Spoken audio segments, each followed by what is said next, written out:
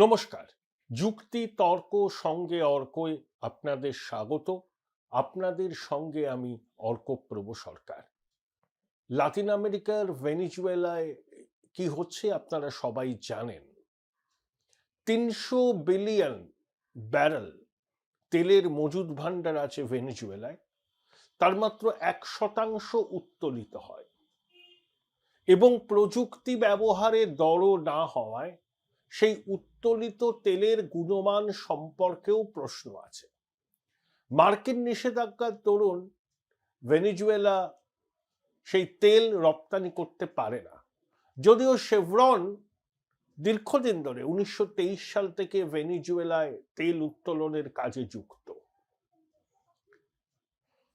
তেলের উপর ভাসছে ৩০ মিলিয়ন মানুষের এই দেশ ভেনিজুয়েলা। অতীতে বামপন্থী হুগো সাভেজ, তারপর মাদুরো, ভেনিজুয়েলার সরকারকে কখনোই বাগে আনতে পারেনি আমেরিকা। তাই এখন মাদক চক্র চালানোর অভিযোগে মাদুরো এবং তার স্ত্রীকে গ্রেপ্তার করে আমেরিকার মূল ভূখণ্ডে নিয়ে আসা হয়েছে এবং আমেরিকার আইনেই তাদের বিচার হবে। প্রেসিডেন্ট ডোনাল্ড ট্রাম্প বলেছেন যে ভেনিজুয়েলার মজুদ যে তেলের ভান্ডার সেটা এখন আমেরিকায় নিয়ন্ত্রণ করবে এবং একই সঙ্গে মেক্সিকো এবং কলম্বিয়ার শাসকদেরও ট্রাম্প হুঁশিয়ারি দিয়েছেন, তারা যদি আমেরিকার বশ্যতা স্বীকার না করেন তাহলে মাদুরোর মতো পরিণতিও তাদের কপালে জুটতে পারে ভবিষ্যতে।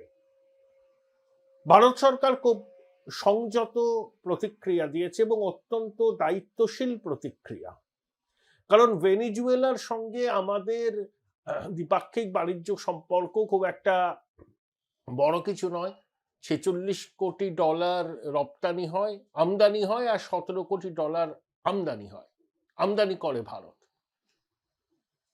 এবং ভেনিজুয়েলা থেকে ভারত খুব কমই তেল কেনে।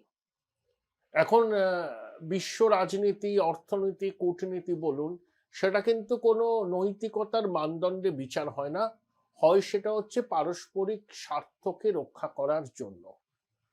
তাই ভারত সরকারের যে প্রতিক্রিয়া খুব সংযত, আলোচনার মাধ্যমে সমস্যার সমাধান সবসময় চায় ভারত সরকার, এবং ভেনিজুয়েলার অখণ্ডতা সার্বভৌমত্ব রক্ষার পক্ষেও তারা সওয়াল করেছেন।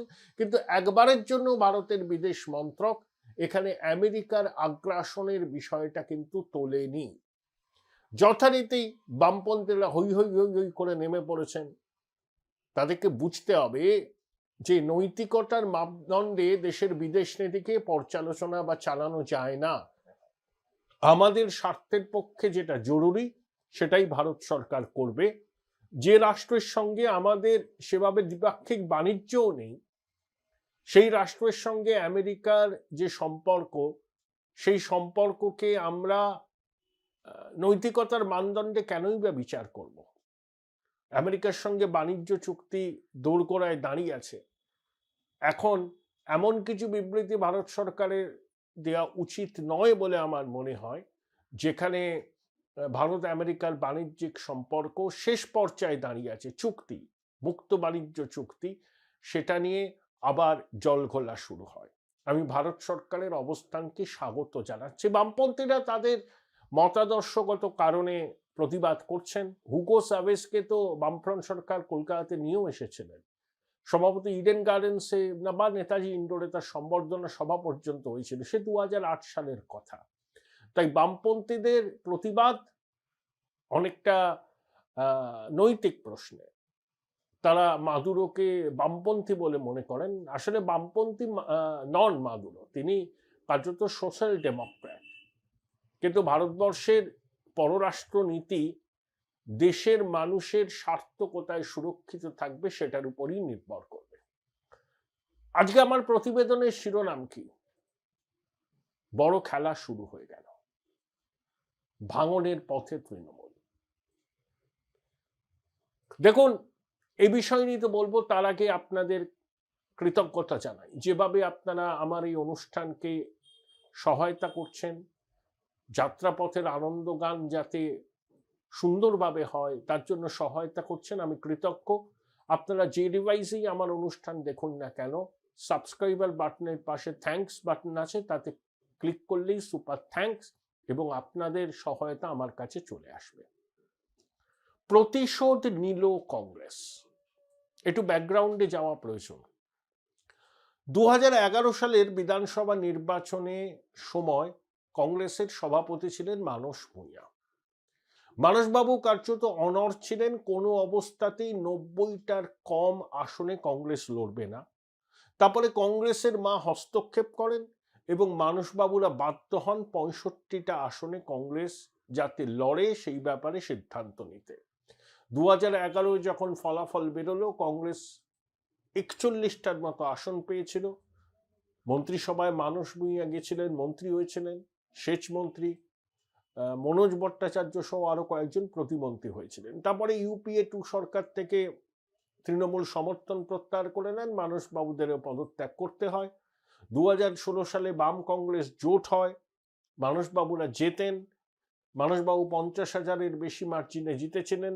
তারপর তার বিরুদ্ধে একটা অভিযোগ সামনে এনে তাকে পুলিশি হয়রানির মুখে ফেলা হয়। মানসবাবু শেষ পর্যন্ত কংগ্রেস ছেড়ে তৃণমূলে যান, লোকসভা নির্বাচনে প্রতিদ্বন্দ্বিতা করে হেরে যান, রাজ্যসভায় যান। তারপর 2021-এর বিধানসভা নির্বাচনে ভোটে লড়ে রাজ্যের মন্ত্রী হয়েছেন। কিন্তু 2011-র পর থেকে আমরা কি দেখেছি? লাগাতার ভাবে কংগ্রেসকে ভেঙেছে তৃণমূল। অর্থাৎ কংগ্রেসের ভাঙন না হলে তৃণমূলের যে বৃদ্ধি হয় না, সেটা মমতা বন্দ্যোপাধ্যায় বুঝেছিলেন। তাই কংগ্রেসকে ভাঙতে প্রশাসনিক ব্যবস্থাকে কাজে লাগিয়েছিলেন, প্রশাসনকে কাজে লাগিয়েছিলেন। বলেছিলেন উন্নয়নের যোগ্যে সামিল হতে কংগ্রেসীরা তৃণমূলে যাচ্ছে। তারপরে 2016 সালের পর তখন মালদা, মুর্শিদাবাদ, দিনাজপুরে পর্যবেক্ষক ছিলেন শুভেন্দু অধিকারী। শুভেন্দু অধিকারী কংগ্রেস থেকে দলে দলে লোককে তৃণমূলে এনেছিলেন। কিভাবে মুর্শিদাবাদের কংগ্রেস পরিচালিত জেলা পরিষদকে ভাঙা হয়েছিল সেসব খবর আমরা জানি। এখন শুভেন্দুবাবু বিজেপিতে, আমরা বলতাম কংগ্রেস হয়ে গেছে মামু কংগ্রেস, মালদা মুর্শিদাবাদ কংগ্রেস। 2021 সালের বিধানসভা নির্বাচনে কংগ্রেস খাতা খুলতে পারল না মালদা, মুর্শিদাবাদ, দিনাজপুর কোথাও, যদিও 2024 সালে মালদা দক্ষিণ কেন্দ্রে ঈশা খান চৌধুরী জিতেছিলেন। রায়গঞ্জ কেন্দ্রে ভিক্টর প্রচুর ভোট কেটে তৃণমূলের যাত্রা ভঙ্গ করেছিলেন। কংগ্রেসের মধ্যে, মানে সর্বভারতীয় কংগ্রেসের মধ্যে এবং রাজ্য কংগ্রেসের মধ্যেও যারা মমতাপন্থী আছেন, যেমন শঙ্কর মালাকার প্রমুখ, তারা চেয়েছিলেন কংগ্রেস তৃণমূলের জোট হোক। রাহুল গান্ধীর সঙ্গে সাত সকালে তার তুগলক লেনের বাসভবনে অভিষেক বন্দ্যোপাধ্যায় গিয়ে দেখা করেছিলেন, বলেছিলেন তিনি কংগ্রেসকে 2টো আসন ছাড়বেন। কিন্তু রাহুল গান্ধী রাজি হননি। অধীর চৌধুরীরা অনড় ছিলেন। অধীরবাবুকে হারাতে হুমায়ুন কবিরদের ব্যবহার করেছিলেন মমতা বন্দ্যোপাধ্যায়। অভিযোগ পুরোদস্তুর সাম্প্রদায়িক প্রচার হয়, অধীরবাবু হারেন। তারপর থেকে আস্তে আস্তে খেলাটা ঘুরতে শুরু করে। তার প্রথম কারণ, মালদা, মুর্শিদাবাদ এবং দিনাজপুরে সংখ্যালঘু মুসলমানদের একটা বড় অংশের মধ্যে তৃণমূল সম্পর্কে মোহভঙ্গ হয়েছে। অতীতে বাম জমানায় আমরা কি দেখেছি? দক্ষিণবঙ্গে বামেদের বিজয় রথ যখন গড়গড়িয়ে চলছে, মালদা, মুর্শিদাবাদ, দিনাজপুরে কংগ্রেসও ভালো ফল করেছে। অর্থাৎ ওই 3টে জেলাতে কংগ্রেসের একটা শক্তিশালী সংগঠন ছিল। মুর্শিদাবাদ, মালদা, দিনাজপুরের মুসলমান ভাইয়েরা বুঝতে পেরেছেন যে তৃণমূল তাদের মাথায় টুপি পরাচ্ছে, তাদের ভোটটা নিচ্ছে, ইমাম মুয়াজ্জিমদের ভাতা দিচ্ছে, কিন্তু তাদের উন্নয়নের জন্য কি কাজ করেছেন সেই প্রশ্নের কোনো সদুত্তর নেই। ইমাম মুয়াজ্জিমদের ভাতা, কতগুলো স্কলারশিপ দিলেই কি সংখ্যালঘুদের জীবনের মানোন্নয়ন হয়? সাচার কমিটি রিপোর্টে 2008 সালে যা দেখানো হয়েছিল, তারপর 17 বছর পরে বাংলার সংখ্যালঘু সমাজের খুব একটা কি মানোন্নয়ন হয়েছে? অমর্ত্য সেনের প্রতিটি ট্রাস্ট থেকে শুরু করে এরকম অনেক ট্রাস্ট বাংলায় সংখ্যালঘুদের অবস্থা সম্পর্কে রিপোর্ট দিয়েছে, মলিন ছবি উঠে এসছে। তাই সংখ্যালঘুরাও এবার বুঝতে পারছেন যে তৃণমূল তাদের মাথায় টুপি দিয়ে ভোট নেয়। মন্ত্রিসভায় তাদের যৎকিঞ্চিত প্রতিনিধিত্ব, আকরুজ্জামান, সিদ্দিকুল্লাহ চৌধুরী অকিঞ্চিতকর মন্ত্রিত্বে আছেন, তাদের বাজেট কিছুই নয়। চৌধুরী সাহেবের বরাদ্দেও দপ্তরের বরাদ্দ 8 কোটি টাকা, আকরুজ্জামান বিদ্যুৎ প্রতিমন্ত্রী, ফাইল আসে না। আর ফিরহাদ হাকিমকে বাংলার মুসলমানরা তাদের নেতা বলে মানেন না। ফিরহাদ হাকিমকে তারা দিদির বিশ্বস্ত সঙ্গী, ভাই হিসাবেই দেখেন। তাই ফিরহাদ হাকিম গুরুত্বপূর্ণ মন্ত্রকের দায়িত্ব পাওয়া মানে এই নয় যে মুসলমানদের প্রতিনিধিত্ব মমতার ক্যাবিনেটে।